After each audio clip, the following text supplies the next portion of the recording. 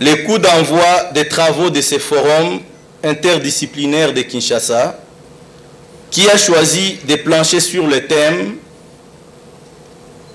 accrochant de l'innovation dans les processus d'émergence de notre pays, la République démocratique du Congo. Je suis d'autant plus enthousiaste que l'innovation occupe un espace important dans les processus de la conquête et de la maîtrise de l'existence et du savoir.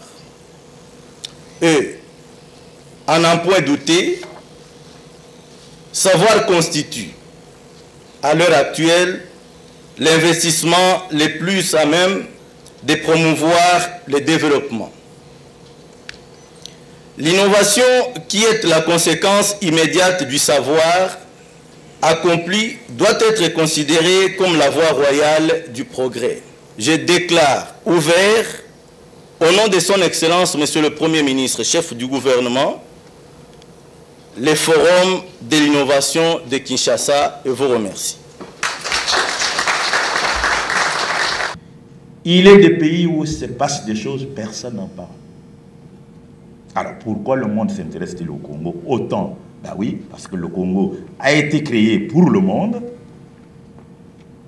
que ça déplaise ou non, et le Congo est un instrument de la mondialisation en tant qu'État, en tant que peuple, en tant que culture et civilisation. En conséquence de quoi, le Congo doit jouer la compétition du savoir qui est devant nous, en ouvrant les entreprises congolaises au monde, dans l'importation des moyens, les outils technologiques, le savoir. Je parlais de robots tout à l'heure. Ce robot qui régule la circulation dans les villes congolaises, c'est le top de top. On peut enjamber le monde, l'ouverture au monde fait qu'on n'a pas besoin de commencer de A à Z. On peut sauter les étapes. La preuve, ce robot. Les Japonais se font passer pour les meilleurs dans le domaine, mais les Japonais ne sont pas des Congolais. Cette invention congolaise est la preuve qu'un pays peut sauter les étapes à condition qu'il le veuille. Donc, l'ouverture des entreprises congolaises au monde, des centres de recherche au monde, des universités au monde, c'est une gageure. C'est difficile, j'en conviens, mais le Congo n'a pas de choix. Ou on s'ouvre au monde, ou on meurt. L'Europe est devenue le centre du monde en allant dans l'outre-mer.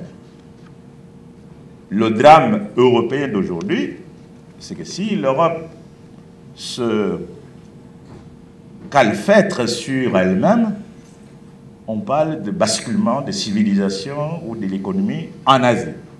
Et oui, un monde qui se ferme, c'est un monde qui meurt. Mobutu voulait que le Congo ait la main sur l'Angola. Il fallait soutenir l'UNITA, il fallait soutenir le FNLA. Il l'a fait. Le Rwanda, c'est Mobutu qui a changé le régime de Kayibanda et c'est Mobutu qui a mis fin au régime de Burundi. Il l'a fait parce qu'il avait une certaine idée que le Congo voulait être une puissance. Donc, dominer, c'est un acte de volonté. On nous domine parce que nous ne voulons pas, nous aussi, dominer le monde. Donc, ce n'est pas une affaire de blanc ou de noir, de l'impérialisme, etc. C'est question de volonté. Ça dépend de comment nous voyons le monde. Pour conclure, l'innovation technologique étant au cœur de la création des richesses et chemin faisant de l'émergence par l'économie, l'intérêt national inciterait la République démocratique du Congo à mettre le cap sur l'économie du savoir. Où le Congo le fait, le Congo apparaîtra dans le peloton de pays de demain. Où le Congo ne le fait pas, les Congolais n'auront que des yeux pour pleurer. Non seulement le savoir est la richesse la plus intarissable des nations, et qui plus est, le savoir est le moteur de la productivité de la croissance. Un jour, le cuivre, on ne l'aura pas. Le cobalt finira un jour. Mais si l'intelligence des Congolais est entretenue, la richesse du Congo est infinie. L'on attend de l'État congolais qu'il soit un entrepreneur innovateur capable de transformer d'abord ses propres entreprises, qui lui restent encore.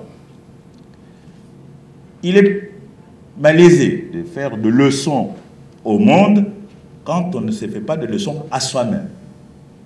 La République a encore quelques entreprises. Est-ce qu'il est venu le temps de les gérer comme un père de famille éclairé, dévoué, et qui rend ces entreprises productives?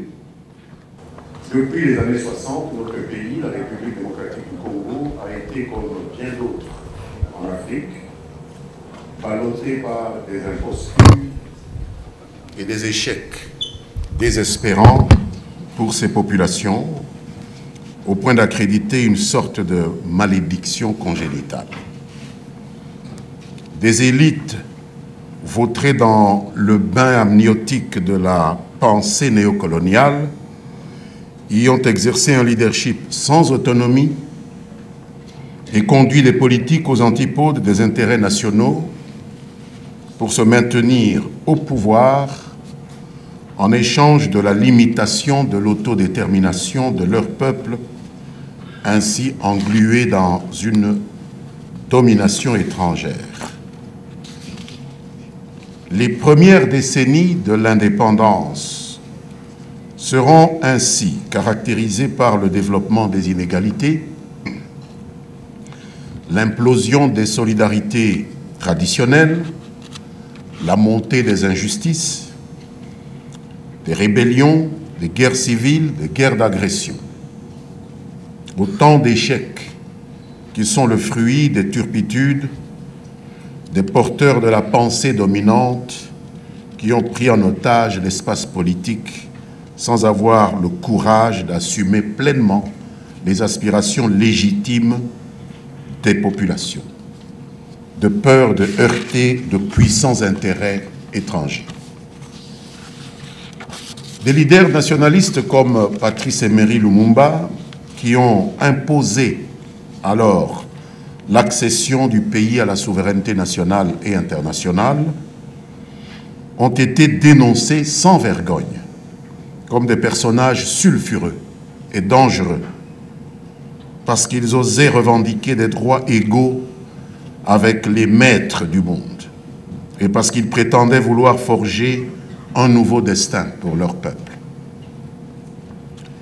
Des faiseurs d'opinion nationale ayant pignon sur rue, certaines confessions religieuses notamment, avaient embouché les trompettes pour discréditer ce visionnaire en invitant leurs paroissiens, souvenez-vous, à prier pour que Lumumba disparaisse à jamais.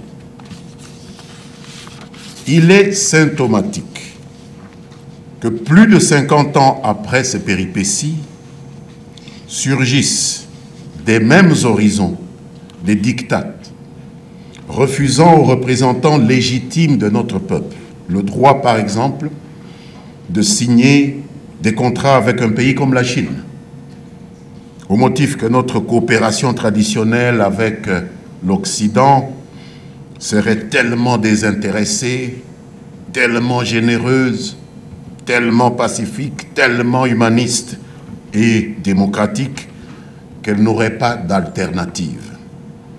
Ce qui reste à démontrer.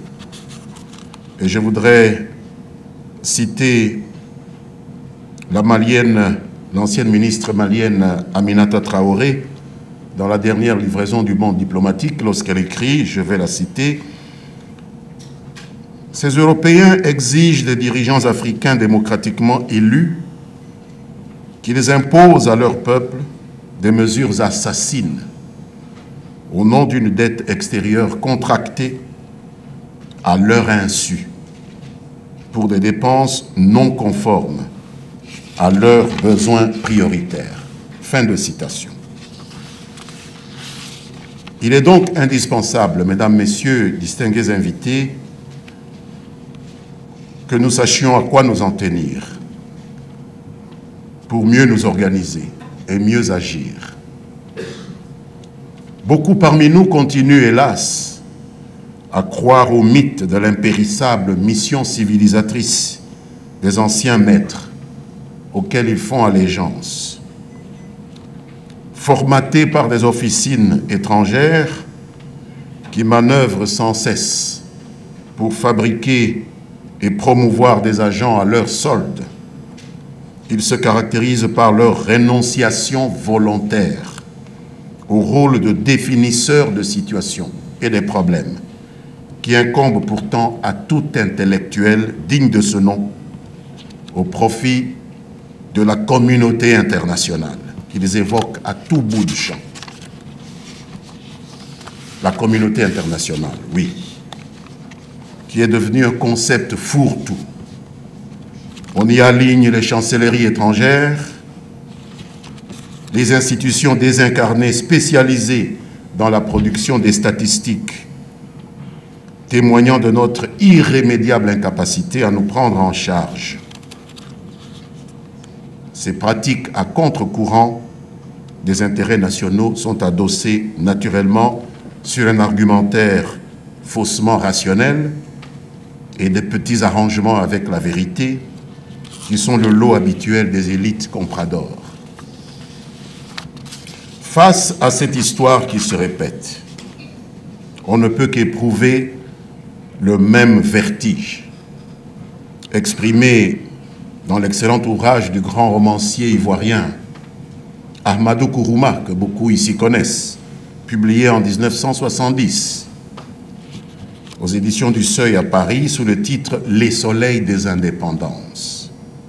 Un véritable hymne à la vie, à la dignité bafouée de l'Afrique, à sa prospérité et à sa grandeur, qui a inspiré l'intitulé de ma communication de ce jour, « Rallumer les soleils des indépendances », et dont le but est de nous inviter à développer en nous les capacités de combattre à la fois les fantômes du passé, tout comme les dérives du présent qui ont entraîné le naufrage des espoirs nés de la décolonisation. Ce roman d'Ahmadou Kourouma a merveilleusement peint cette période charnière entre la lumineuse période de foi et de lutte pour plus de liberté et de total épanouissement et celle de la dégringolade des Africains dans les abysses des servitudes et de l'exploitation. Celles-ci ne sont pas sans nous rappeler les mains coupées de nos ancêtres par les sbires au service de Léopold II, le roi des Belges qui saigna le Congo au prix de quelques 10 millions de morts en 23 ans de règne. Un épisode sur lequel beaucoup d'écrivains sont revenus. Et je citerai Mark Witz, Roger Casement, Joseph Conrad, Edmund Morel, Mark Twain et même Conan Doyle, qui nous ont légué des témoignages émouvants. Mais c'est en vain que l'on chercherait le moindre acte de repentir, la moindre proposition de réparation dans l'historiographie officielle de nos anciens maîtres, qui héritèrent de ce bien privé de leur roi qu'avait été notre pays en 1909 et qui instaurèrent une exploitation coloniale des plus inhumaines. Pire, lorsque Patrice Lumumba dénonça l'humainement inacceptable condition de ses frères et sœurs tout au long de cette période au Palais de la Nation, à quelques pas d'ici, il s'est trouvé des compatriotes pour trouver ces accusations excessives. Et il semble qu'ils aient fait des émules qui, au sein de notre classe politique, au sein de notre société civile actuelle, ne conçoivent leur rôle qu'en termes de pérennisation des relations de type néocolonial dans notre pays. Il s'impose dès lors d'innover en inventant et en cristallisant un autre rapport à la politique qui place le peuple congolais et lui seul au centre de l'action publique afin de mobiliser ce peuple en quête de son mieux-être et générer une représentation fière, digne et responsable de lui-même. Il est question de lancer un mouvement qui aboutisse à la conception de cette nouvelle vision qui apporte un mieux dans nos agirs individuels et collectifs. Ce qui n'est possible que si ce mouvement s'inscrit dans un projet de société et dans une perspective durable. Il s'agit de construire un consensus socio-économique sur la vie dans notre pays et de mettre à jour un leitmotiv catalyseur de créativité positive. Le rôle joué par les pères de l'indépendance, les pères des indépendances africaines en général, qui ont lutté pour l'avènement d'un meilleur monde dans notre continent, constitue le premier filon de cette quête.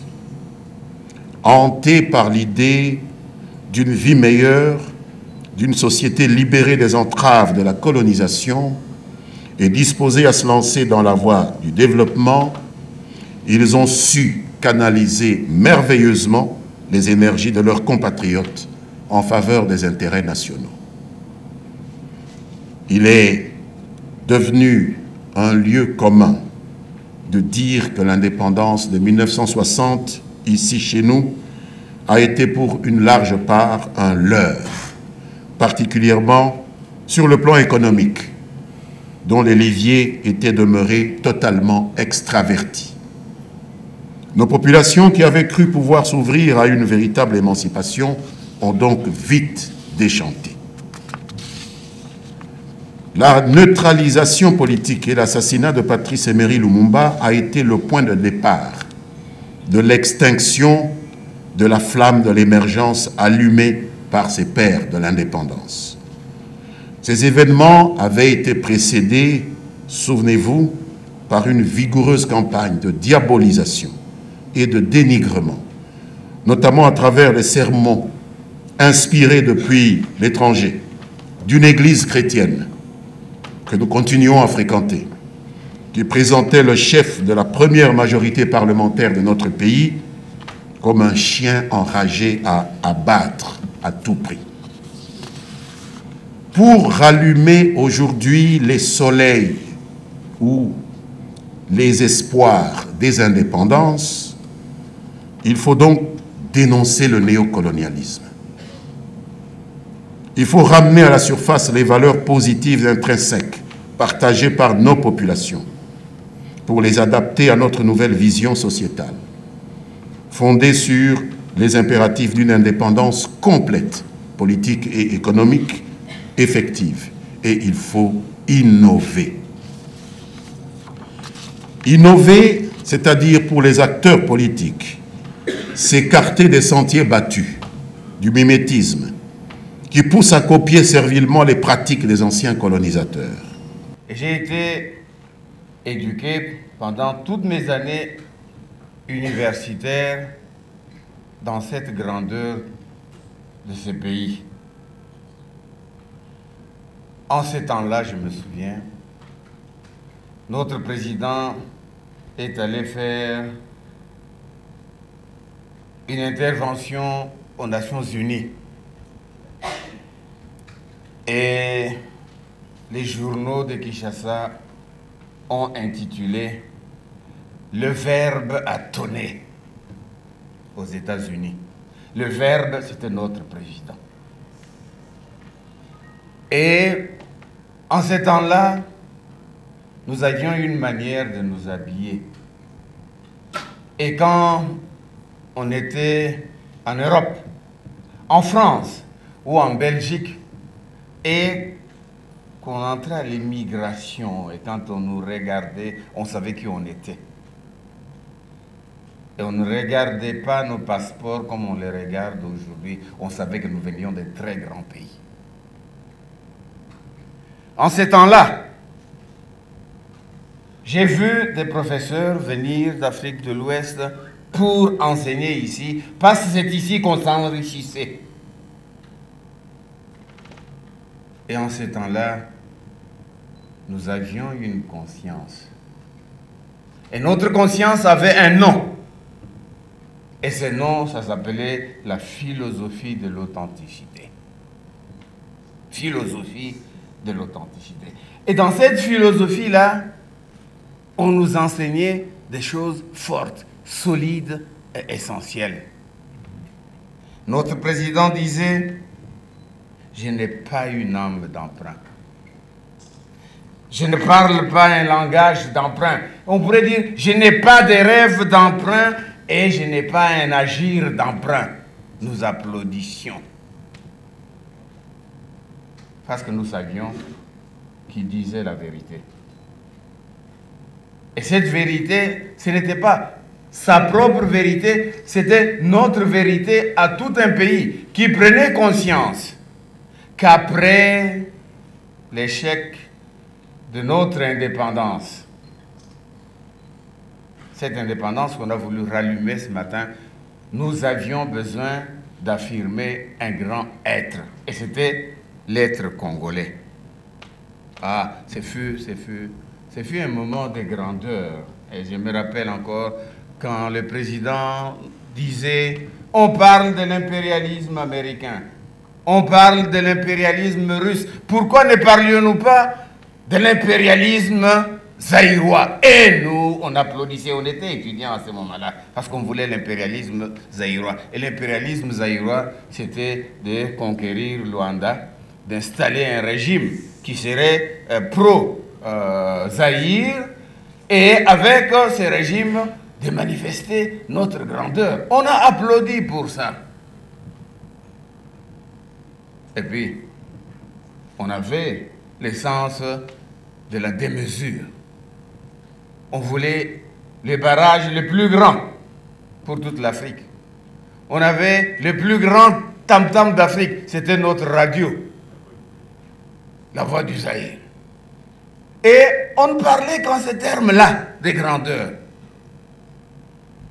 Et puis, j'ai vu progressivement, pendant que j'ai grandissé, j'ai vu tout cela s'effondrer petit à petit. J'ai vu qu'à un certain moment,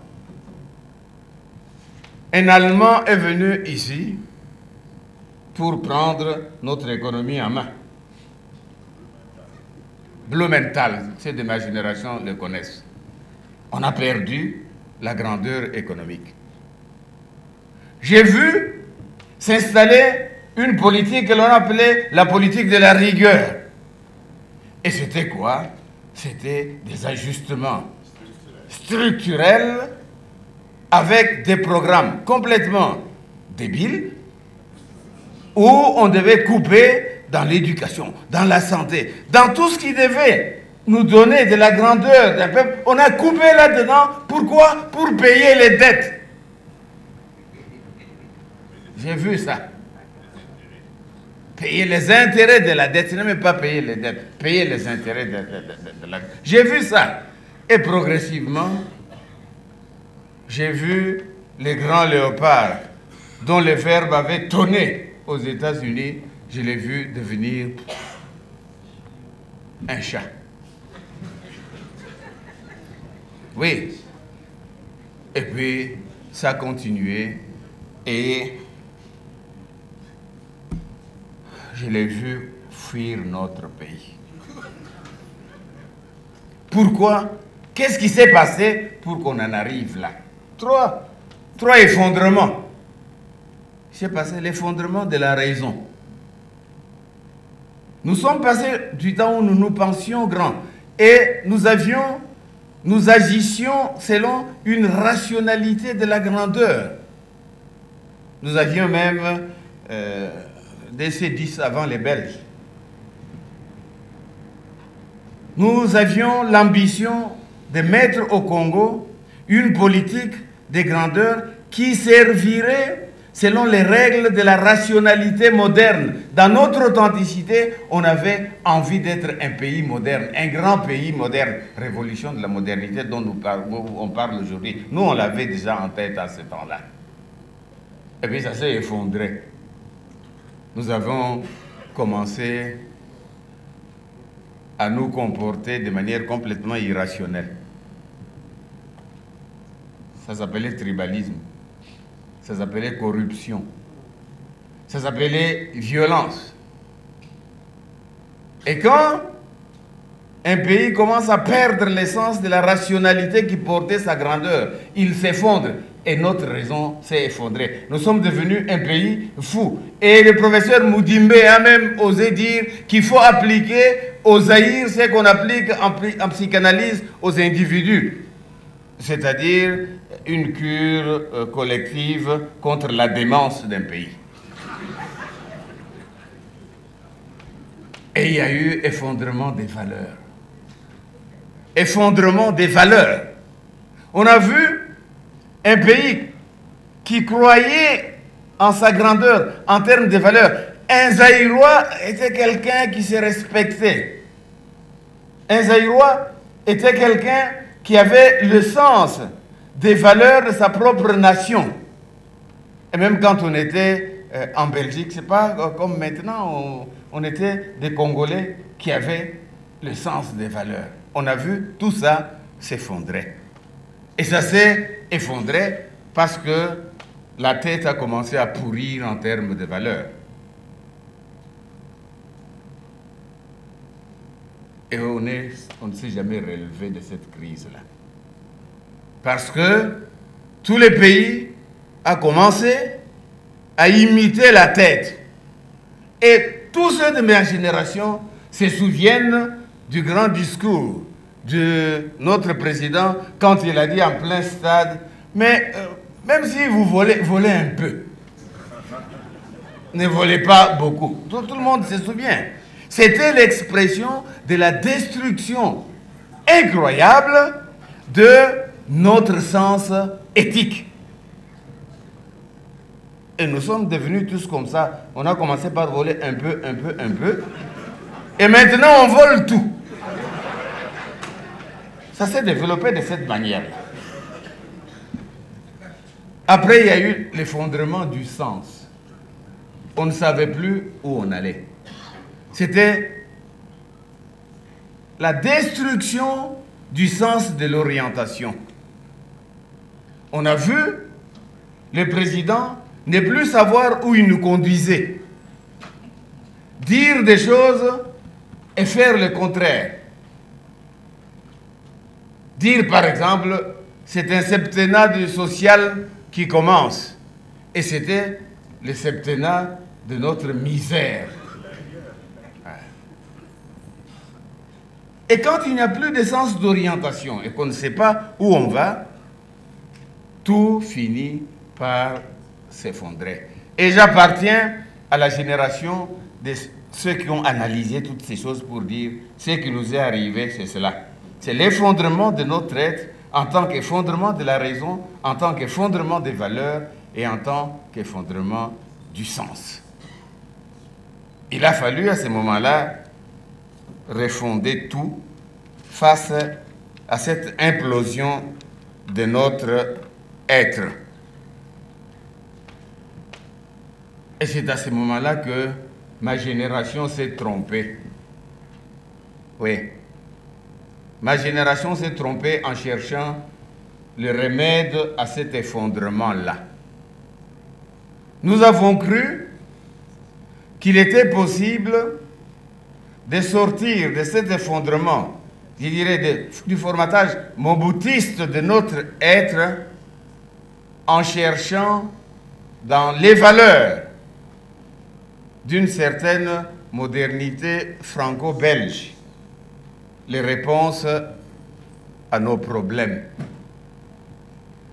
Nous nous sommes tournés vers ces pays-là dans des gestes dont nous ne mesurions pas encore toute l'aliénation.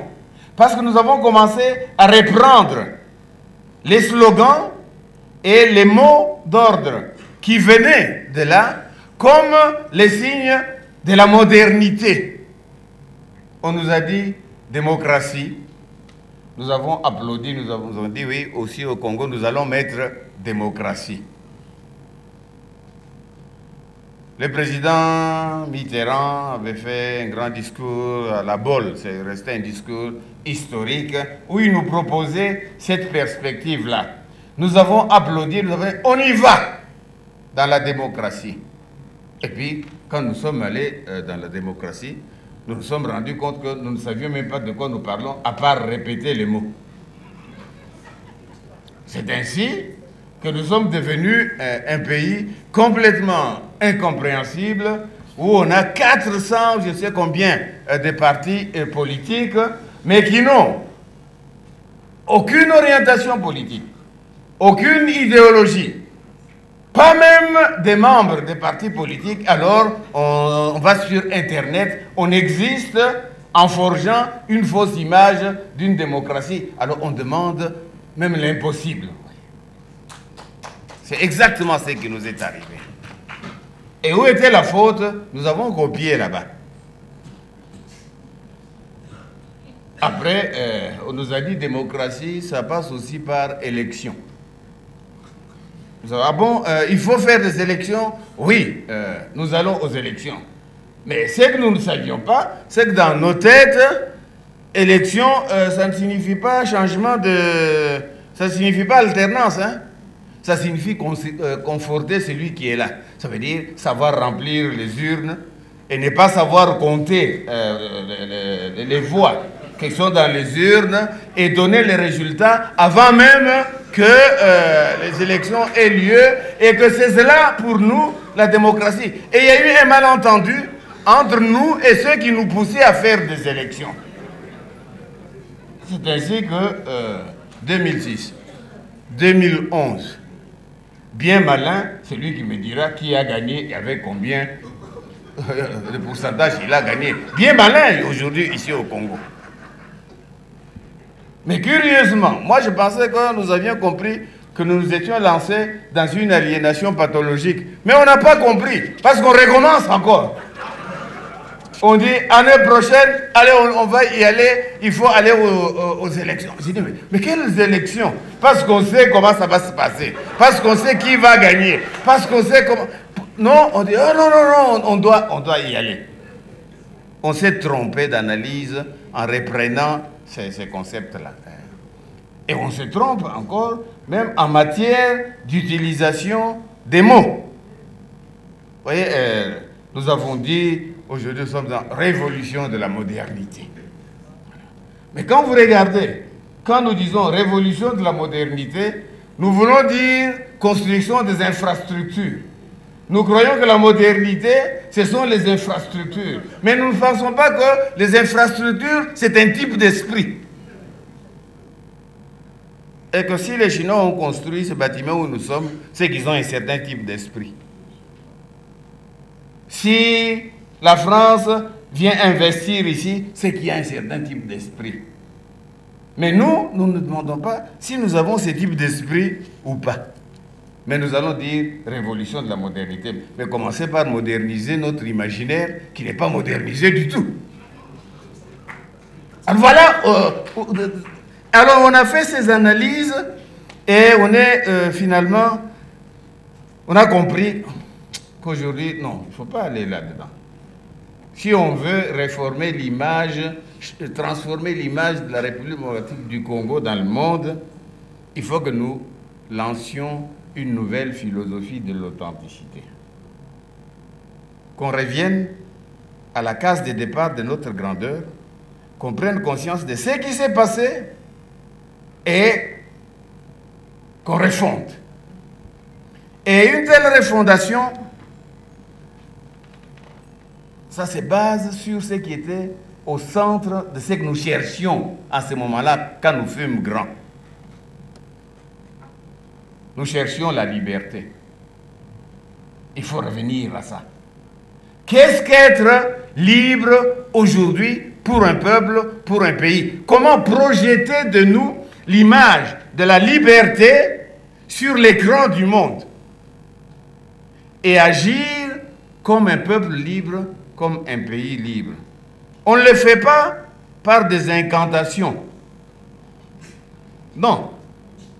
Et on ne le fait pas non plus par des mensonges systématiques sur ce qui se passe chez nous. Non, on est libre en étant vrai avec soi-même, en étant vrai avec les autres, et en prenant cette vérité comme la base d'un pays qui veut discuter avec les autres sur cette base.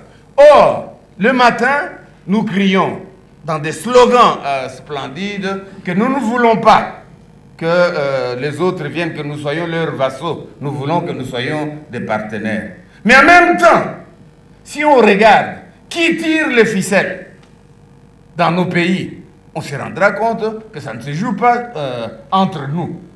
Je rigole quand j'entends dire le G7 a décidé. J'ai dit le G7 a décidé quoi? Rien. Tant qu'on n'a pas identifié, c'est lui qui tire les ficelles. Qui est derrière le G7? Qui tire les ficelles? Il faut qu'on le sache pour être libre. Et même, pour parler même de nos programmes de gouvernement, nos relations avec la Banque mondiale et le Fonds monétaire international. Le ministre l'a dit ce matin. Nous décidons que nous entrons en relation avec la Chine. Et quelqu'un d'autre nous dit, vous n'avez pas le droit de faire ça parce que vous êtes notre précaré, parce que vous êtes déjà endetté chez nous. Nous reculons. Et si nous reculons, c'est que c'est celui-là qui tire les ficelles. Mais à ce moment-là, soyons clairs, disons à celui-là, eh bien, tu ne tires plus les ficelles. Si tu veux tirer les ficelles, mais finis d'abord avec nous tous. Mais on ne le dit pas. Aujourd'hui, nous avons la MONUSCO. Eric a parlé d'abord de l'arrogance de son ambassadeur. Une mauvaise éducation pure et simple. On ne dit pas du mal de quelqu'un qui t'a accueilli chez lui. Mais il y a pire encore. Il y a un qui va aussi partir bientôt. Celui qui se prend pour notre président. C'est le chef de la MONUSCO. Il va partir, mais il est en train de donner comme un testament sur ce que nous devons faire. Voilà des gens qui tirent les ficelles. Notre liberté, c'est de dire non, nous allons maintenant discuter d'égal à égal avec vous parce que la liberté est le sens fondamental de notre politique. À part la liberté, il y avait ce que Lumumba a répété et que le léopard, le grand léopard, a repris. C'est le sens de la grandeur. Lumumba n'avait que cette obsession-là, de dire la grandeur du Congo n'est pas seulement géographique, ça doit être une grandeur mentale. Ça doit être une grandeur de l'imaginaire d'un peuple qui ne capitule pas devant les autres peuples. Eh bien, il faut qu'on réfonde sur ça pour dire aux générations montantes, à la jeunesse d'aujourd'hui, que son destin, c'est d'être dans la jeunesse d'un grand pays qui va se comporter selon les règles de la grandeur, en refondant une rationalité de la grandeur, en agissant selon les valeurs de la grandeur, en agissant selon le sens de la grandeur. Et à ce moment-là, on pourra projeter sur l'écran du monde l'image d'un Congo qui est grand. Et ça sera à chaque Congolais d'assumer cette capacité de vivre, cette capacité de comprendre comment faire pour que notre pays puisse être respecté dans le monde. Et nous avons les moyens de nous faire respecter dans le monde parce que nous devons avoir ce sens de la grandeur. Troisième élément de la refondation, c'est avoir foi en nous-mêmes. C'est incroyable de voir comment les Congolais aujourd'hui ont appris à parler mal d'eux-mêmes. Le langage des Congolais sur eux-mêmes, c'est un langage des gens qui doivent dire du mal d'eux-mêmes, du mal de leur pays, du mal de leur président, du mal de leur parlement. Alors, on dit, à quel moment pourriez-vous dire du bien de votre pays? Est-ce que ce pays n'est que la capitale du viol? Est-ce que ce pays n'est que la capitale de l'incohérence politique? Est-ce que ce pays n'est que la capitale des intellectuels stupides. Non. Il y a beaucoup d'éléments dans ce pays qu'il faut valoriser, projeter sur l'écran du monde à partir de la foi que nous avons en nous-mêmes. Et cette foi, il faut la donner dans l'éducation. Il faut que ce soit sur la base de nos universités, de nos écoles, que nous commencions à parler aux nouvelles générations de ce que ça signifie d'avoir foi en soi-même, d'avoir foi en son propre pays et de croire que nous sommes appelés à une destinée de grandeur. Il faut que la nouvelle authenticité aille dans ce sens-là. Parler bien de son pays. Oui, parler bien de son pays. Et parfois même, quand ça ne va pas et que les étrangers veulent se mêler de nos choses, quand ça ne va pas, nous allons dire, nous on peut dire du mal de notre président, vous pas. Parce que ça c'est entre nous. Et nous allons discuter entre nous pour que ça soit bien. Si nous disons du mal du président, c'est en lui disant, tu dois être bien. Parce que c'est ça notre destin. Mais que les autres viennent maintenant se mêler en disant, non, c'est pas votre... il n'est pas bien. Allez, foutez-nous la paix. C'est pas votre président, c'est le nôtre. Hein? Est-ce que nous... ce matin, j'ai demandé à Eric, pas ce matin, quand on mangeait ensemble, j'ai dit, Eric, est-ce que vous pouvez nous donner un peu les nouvelles de François Hollande? Alors, Eric, humoriste, m'a dit, vous voulez savoir quelque chose de Julie Gaillet et de Carla Bruni? Et alors, il m'a ramené à l'image de la France, mais que tout le monde trouve normal. Mais si c'était notre président qui était allé en moto pour aller chercher sa copine, ça aurait été, au Congo, le président va chercher sa copine en moto. Voilà comment nous devons refuser parce que nous avons foi en nous-mêmes. Mais pour ça, pour développer cette foi, cette philosophie de la foi en nous-mêmes, il y a des choses que nous devons savoir. Il faut savoir avant tout que malgré le chaos du monde, malgré les guerres, malgré les cataclysmes, tout ce dont on nous parle, le monde est pensé. Il est pensé quelque part. Il ne faut pas croire que le monde n'est pas pensé. Il y a des pays où des gens sont payés matin pour travailler 8 heures par jour, penser le monde. J'ai lu le livre de Hillary Clinton. Quand Obama a pris le pouvoir, Hillary a été nommée aux affaires étrangères. Elle raconte comment ils ont pensé le monde en disant on va faire une politique dont le pivot c'est l'Asie. Mais ça a été pensé. Parce qu'il n'y a pas que le gouvernement qui pense. Il y a des think tanks, il y a des académies, il y a des centres de recherche. Il y a plein de gens dont le rôle c'est de penser. Alors je vous demande, qui pense le Congo aujourd'hui et où pense-t-on le Congo? Oui, qui pense le Congo et où pense-t-on le Congo? La nouvelle philosophie de l'authenticité, c'est de créer ces lieux où on pense le Congo de la grandeur, où on pense le Congo des valeurs, où on pense le Congo de la liberté, où on pense le Congo de la foi, et où on transmet tout ça aux générations montantes. Parce que le monde est pensé. Et si vous ne le pensez pas, d'autres le penseront pour vous et vous imposeront leur manière de penser. Il faut casser avec ça aujourd'hui. Il faut aussi savoir que le monde est rêvé. Quelque part. Il y a des gens dont le travail, c'est de fabriquer du rêve et de vendre du rêve. Leur travail, c'est ça. Il faut vendre du rêve. Le cinéma américain, c'est cela. C'est vendre le rêve américain. Et partout dans le monde, essayer de l'imposer. J'ai regardé encore dernièrement... pour m'amuser, j'ai regardé Full Contact de Jean-Claude Van Damme. Il faut regarder ces films, là, Full Contact. Il faut regarder Schwarzenegger, Rambo et tout ça. Vous verrez qu'il y a du rêve qui est vendu.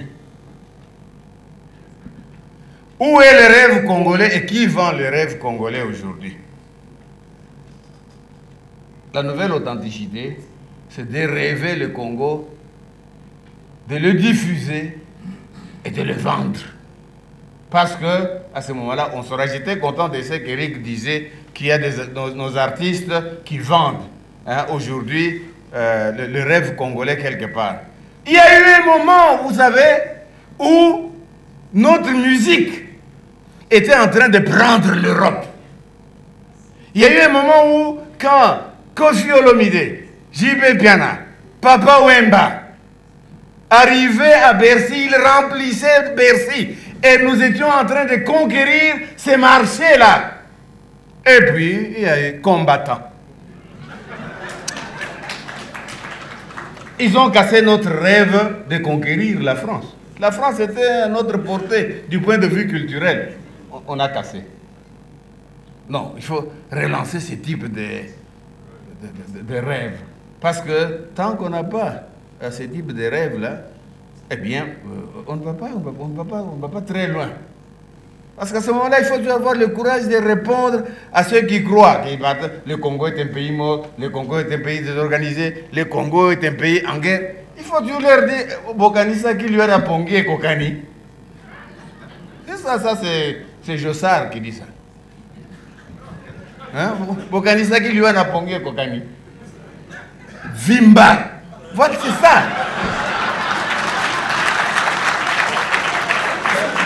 C'est ça le pays. C'est ça le pays, Vimba. Et pouvoir dire aux jeunes, quand ils dansent ça, c'est que ça signifie. Pour qu'ils comprennent quel pays nous sommes et quel est notre destin. Vendre le rêve congolais. Troisièmement, le monde, il est organisé. Organisé. Vous avez vu, par exemple, on nous a dit que l'Iran, c'était un mauvais pays qui voulait avoir la bombe atomique. Hein, qu'il fallait tout faire, négociation, Et au bout de ces je vois un certain M. Le Foll avec une centaine de chefs d'entreprise français. Ils sont allés là pour chercher les marchés en Iran. Ah, donc ce n'est plus le pays mauvais qui fabrique la bombe atomique. Non, on sait que le monde est organisé sur les relations économiques. Si vous lâchiez, les autres vont y aller. Qui pense aujourd'hui les relations économiques du Congo et la manière de conquérir d'autres marchés? Qui, dans ce pays, peut dire? J'ai vu notre voisin, Kagame. Je l'ai vu parler aux paysans dans la ville frontière de Tchangungu, à côté de Bukavu. Il dit aux paysans, le monde d'aujourd'hui, c'est les marchés. Produisez, vendez. Et puis, il se tourne vers Bukavu. Il dit, n'oubliez pas le marché dormant. Il est là-bas. Le marché dormant pour les Rwandais, c'est nous. Alors moi, je dis, mais qui dit aux Congolais aujourd'hui qu'il y a plein de marchés dormants tout autour de nous? Personne. Non, le monde, il est organisé. Et il faut qu'il y ait des lieux au Congo où nous pensons cette organisation. Enfin, le monde, il est construit. La construction de l'image du monde. La construction de l'image de soi. Et la capacité d'imposer cette construction comme ce qu'on veut qu'on retienne de nous. Il y a des pays où des gens construisent leur propre monde. Vous voyez ce qui se passe?